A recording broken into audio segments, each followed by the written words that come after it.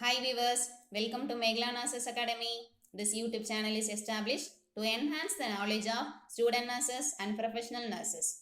This YouTube channel will be helpful to prepare for all kind of competitive examinations like MRB, RRB, MOH, NIMANS and etc.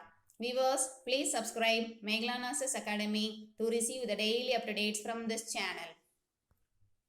Now we are going to discuss MCQs on Medical Surgical Nursing Part 1 from Central Nervous System. First question, 8th cranial nerve is option A, vestibulocochlear. It is otherwise called as auditory vestibular nerve. It's a 8th cranial nerve. And option B, trigeminal. It's the 5th cranial nerve responsible for sensation in the face. And option C is olfactory. Olfactory nerve is the first cranial nerve and conveys special sensory information related to smell. And option D is oculomotor. Oculomotor is the third cranial nerve. This is responsible for eyeball and eyelid movement. So the right answer is option A, vestibulocochlear. 8th cranial nerve is option A, vestibulocochlear. Second question, dash is the measurement of electrical activity of the superficial layer of cerebral cortex. Option A, ECG. An electrocardiogram records electrical signals from our heart to check for different heart conditions. And option B, EEG. An electroencephalogram is a test that detects electrical activity in our brain using small metal disc attached to the scalp. And option C, EMG, that is electromyography, is a diagnostic procedure that evaluates the health condition of muscles and the nerve cells that control them. And option D is none of the above. So the right answer is option B, EEG. Dash is the measurement of electrical activity of the superficial layer of cerebral cortex is option B, EEG. Third question, gag reflex is assessed for which cranial nerve? Option A, glossopharyngeal. It's a 9th cranial nerve. This nerve is responsible for swallowing and gag reflex along with other functions. And option B, vagus. It is a 10th cranial nerve. It is responsible for regulation of internal organs. And option C, spinal accessory. The accessory nerve is the 11th paired cranial nerve. It has a purely somatic motor function, innervating the sternocleidomastoid and trapezius muscle. And option D is trigeminal. It's a 5th cranial nerve responsible for sensation in the face and motor function such as biting and chewing. So the right answer is option A, glossopharyngeal. Gag reflex is assessed for which cranial nerve? Answer is option A, glossopharyngeal. Fourth question, the feature which is not included in the Cushing triad. Option A, bradycardia. This is otherwise called as slow heart rate. And option B, tachycardia. This is otherwise called as fast heart rate. And option C, Cheyne-Stokes respiration. This is otherwise called as irregular respiration, is an abnormal pattern of the breathing. And option D is elevated systolic blood pressure. The right answer is option B, tachycardia, because Cushing triad is characterized by a widened pulse pressure, bradycardia and irregular respiration. So the right answer is option B, tachycardia. The feature which is not included in the Cushing triad is option B, tachycardia. Fifth question, the parameter which is not included in the GCS scale is. GCS scale is Glasgow Coma scale. Option A, eye response. Option B, verbal response. Option C, motor response. And option D, sensory response. The right answer is option D, sensory response, because there are 3 parameters of GCS scale. They are eye response, verbal response and best motor response. So the right answer is option D, sensory response. The parameter which is not included in the GCS scale is option D, sensory response. Sixth question, unsteady gait is otherwise known as. Option A, apraxia, otherwise called as difficulty with skilled movement, which is caused by brain damage. And option B, ataxia, it is otherwise called as impaired coordination. This impaired balance or coordination can be due to damage to brain nerves or muscles. And option C is dystonia, involuntary muscle contractions that cause repetitive or twisting movements. And option D is aphasia, A language disorder that affects a person's ability to communicate. So the right answer is option B, ataxia. Unsteady gait is otherwise known as option B, ataxia. 7th question. Inability to perform previously learnt activity is known as option A, apraxia. Is a neurological disorder characterized by the inability to perform learned activities. Difficulty with the skilled movements even when a person has the ability and a desire to do them. And option B is ataxia. It is otherwise called as impaired coordination. And option C is dysgeusia. It is otherwise called as altered taste or impaired sense of the taste. And option D is akinesia.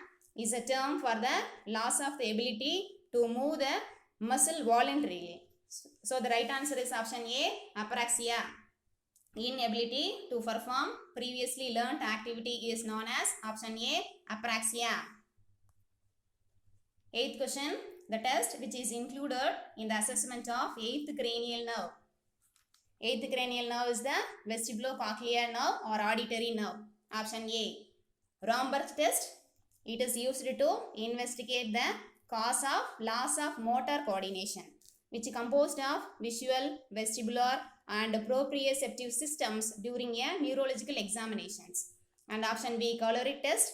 It is a test used to check for damage of the auditory nerve. And option C, Raynaud's and Weber's test. It is to detect the location and the nature of the hearing loss. And option D is all of the above. So the right answer is option D, all of the above. The test which is included in the assessment of 8th cranial nerve is option D, all of the above. 9th question. Normal CSF glucose level. Option A, 20 to 40 milligrams per deciliter. Option B, 50 to 75 milligrams per deciliter. And option C, 80 to 120 milligrams per deciliter. And option D is lesser than 40 milligrams per deciliter. The right answer is option B, 50 to 75 milligrams per deciliter, because the glucose level in CSF should be 50 to 75 milligrams per 100 ml. So the right answer is option B, 50 to 75 milligrams per deciliter.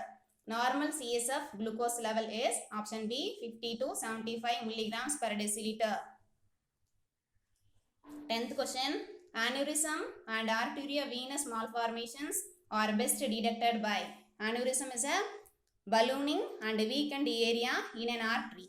Option A, CT scan, that is a computerized tomography, provide more detailed information than plain X-rays. And option B is MRI scan, that is a magnetic resonance imaging.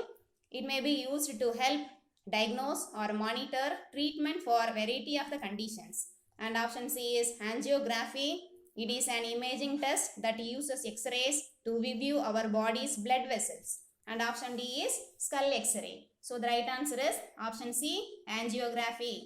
Aneurysm and arteriovenous malformations are best detected by option C, angiography. 11th question. Absolute contraindication for doing lumbar puncture. Option A, increased intracranial pressure. And option B, spondylitis, an inflammatory arthritis affecting the spine and the large joints. And option C is meningitis, that is the inflammation of the meninges. And option D is encephalitis, that is the inflammation of the brain. So the right answer is option A, increased intracranial pressure, because absolute contraindications for performing a lumbar puncture includes infected skin over the puncture site, increased intracranial pressure, trauma or mass to the lumbar vertebrae. So the right answer is option A, increased intracranial pressure. Absolute contraindication for doing lumbar puncture is option A, increased intracranial pressure. 12th question. Normal CSF protein level. Option A, 30 to 60 milligrams per deciliter. Option B, 6.2 to 8 milligrams per deciliter. Option C, 15 to 45 milligrams per deciliter. And option D is greater than 70 milligrams per deciliter. The right answer is option C, 15 to 45 milligrams per deciliter, because the normal protein range varies from lab to lab, but this is typically about 15 to 60 milligram per deciliter or 0.15 to 0.6 milligrams per milliliter. So the right answer is option C, 15 to 45 milligrams per deciliter. Normal CSF protein level is option C, 15 to 45 milligrams per deciliter. 13th question. The presence of oligoclonal bands in CSF indicates. Oligoclonal bands are proteins called immunoglobulins. Option A, multiple sclerosis, a condition in which the immune system eats away at the protective covering of nerves. And option B is encephalitis, this is the inflammation of the brain. And option C is cerebral hemorrhage, otherwise called as hemorrhagic stroke. And option D is a stroke, otherwise called as CVA or a cerebrovascular accident. So the right answer is option A, multiple sclerosis, because oligoclonal bands are proteins called immunoglobulins. The presence of these proteins indicates inflammation of the central nervous system. The presence of oligoclonal bands may point to be a diagnosis of the multiple sclerosis. So the right answer is option A, multiple sclerosis. Presence of oligoclonal bands in CSF indicates option A, multiple sclerosis. 14th question. The best measure to reduce post-lumbar puncture headache. Option A, avoid coffee. Option B, increase the fluid intake. Option C, massaging the head. Option D, bed rest in a dark quiet room. Right answer is option D, bed rest in a dark quiet room. Because the best measure to reduce post-lumbar puncture is bed rest in a dark quiet room. The best measure to reduce post-lumbar headache is option D, bed rest in a dark quiet room. 15th question. The best action prior to EEG that is to be carried out by the nurse for successful EEG. EEG is an electroencephalogram. Option A, provide warm milk. Option B, avoid stimulants. Option C, shampooing the air. And option D, provide ample fluids. The right answer is option B, avoid stimulants, because the stimulants can sometimes change the EEG results. So the right answer is option B, avoid stimulants. The best action prior to EEG that is to be carried out by the nurse for successful EEG is option B, avoid stimulants.